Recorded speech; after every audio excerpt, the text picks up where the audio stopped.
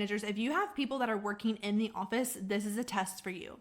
I want you to think about what it would look like. What would you have to do if you were to shift your team members to fully remote? So think about performance management, training, communication flows, setting expectations, all of your meetings. What would have to be different? What would have to change? I just went through this exercise with a team that has part of the team that comes in office 3 days a week.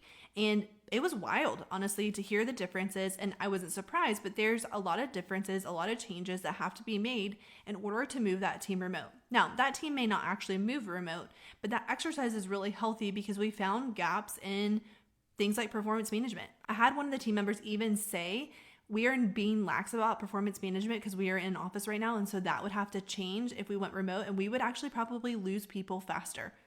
Okay, so that's a big deal. And as a manager, you want to make sure that whether you're in office or you're remote, those things need to stay consistent regardless of where your team members are. But I also totally understand that when we see people face to face, we tend to pull back on performance management. We tend to not put into place scalable communication flows because we can be like, hey, so-and-so, you're right here. Hey, so-and-so right here.